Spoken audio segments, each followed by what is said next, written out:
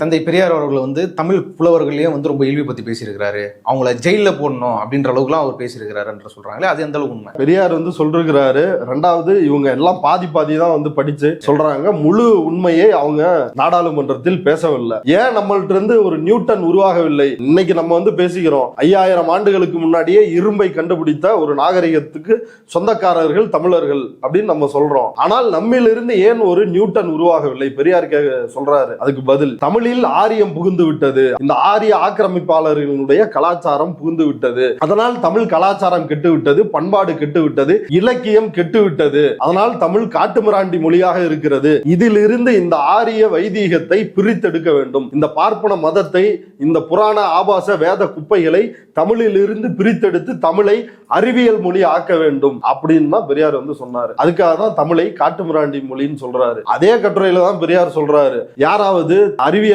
சார்ந்து தமிழில் சிறந்த நூல்களை வந்து எழுதுவார்களானால் அந்த புத்தகத்தை வந்து நானே பதிப்பிப்பேன், எழுதுபவர்களுக்கு சன்மானம் கொடுப்பேன், நானே அந்த புத்தகத்தை தமிழ்நாடு முழுக்க விற்பேன் அப்படின்னு தந்தை பெரியார் சொல்றார். இதுதான் அவர் காட்டுமிராண்டி மொழி அப்படின்னு சொன்னதற்கான காரணம். இப்ப புலவர்கள், இலக்கியவாதிகள்லாம் சமூகத்திற்கு அவர்கள் பயன்படும்படி சிந்திக்கவில்லை என்றால் அவர்களை சிறையில் அடைக்க வேண்டும் அப்படின்னு சொன்னதுல என்ன தப்பு இருக்குது? கலை இலக்கியம் யாவும் மக்களுக்கே அப்படின்றார் வந்து மாவோ. கலையும் இலக்கியமும் எழுத்தும் இதெல்லாம் இந்த மக்களுக்கு பயன்பட வேண்டும், அதுக்காக சிந்திக்கணும் அப்படின்னு சொல்வது என்ன தவறு இருக்க முடியும்?